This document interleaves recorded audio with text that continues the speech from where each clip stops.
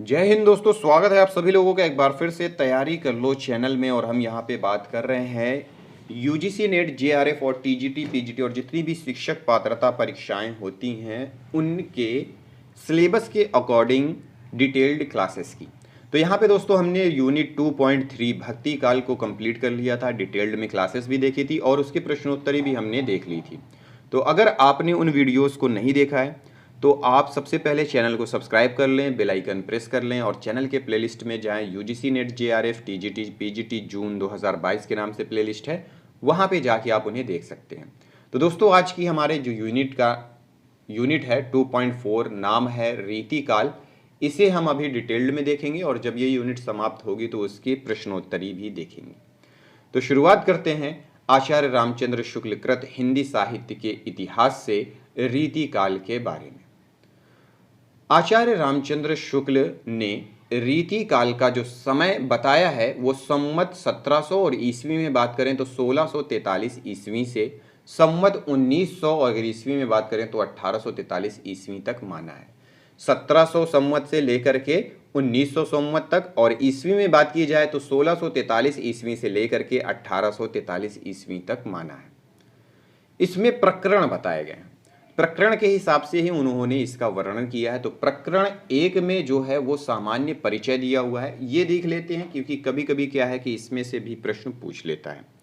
इस प्रकरण में आचार्य शुक्ल ने हिंदी कविता के विकास, लक्षण ग्रंथ, परिपाटी तथा रीति काल के प्रवर्तन की समस्या का विश्लेषण करते हुए केशवदास एवं इस काल की सामान्य प्रवृत्तियों पर विचार किया है।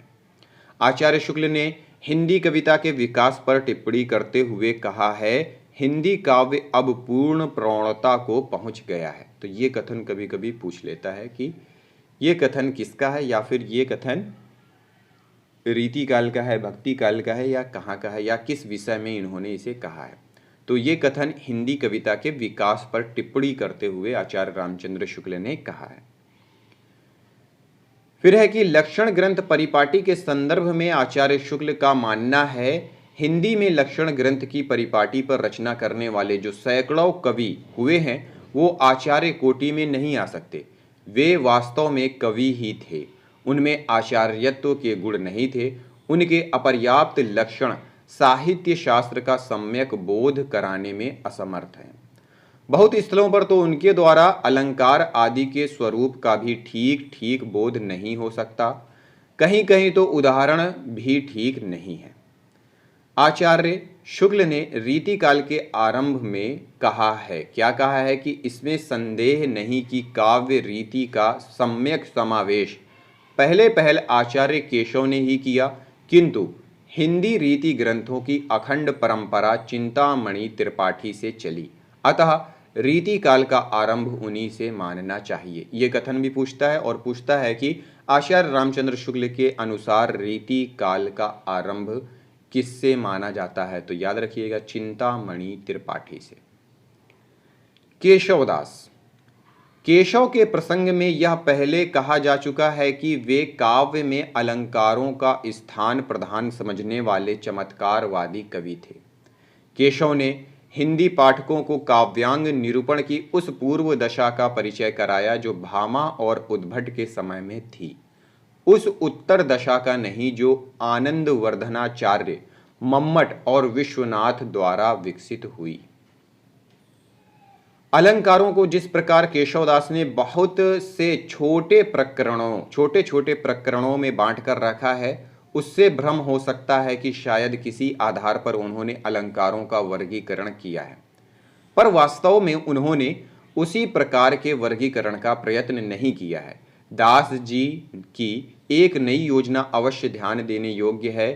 संस्कृत काव्य में अत्यानुप्रास या तुक का चलन नहीं था, इससे संस्कृत के साहित्य ग्रंथों में उसका विचार नहीं हुआ है, पर हिंदी काव्य में वह बराबर आरंभ से ही मिलता है, अतः दास जी ने अपनी पुस्तक में उसका विचार करके बड़ा ही आवश्यक कार्य किया है।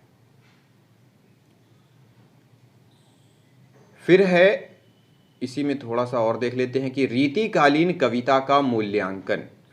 यह सब लिखने का अभिप्राय यहाँ केवल इतना ही है कि यह ना समझा जाए कि रीतिकाल के भीतर साहित्य शास्त्र पर गंभीर और विस्तृत विवेचन तथा नई नई बातों की उद्भावना होती रही। रीति ग्रंथों की इस परंपरा द्वारा साहित्य के विस्तृत विकास में कुछ बाधा भी पड़ी।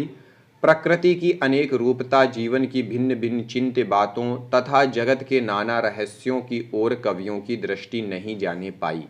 दूसरी बात यह हुई कि कवियों की व्यक्तिगत विशेषता की अभिव्यक्ति का अवसर बहुत ही कम रह गया।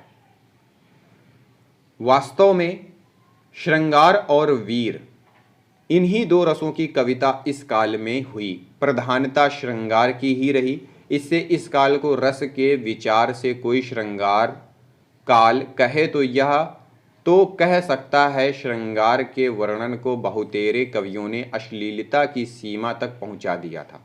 इसका कारण जनता की रुचि नहीं, आश्रयदाता राजा महाराजाओं की रुचि थी, जिनके लिए कर्मण्यता और वीरता का जीवन बहुत कम रह गया था। तो ये था प्रकरण 1। प्रकरण 2 में देखेंगे कि रीति ग्रंथकार कवि कौन कौन से हैं, उनकी रचनाएं देखेंगे।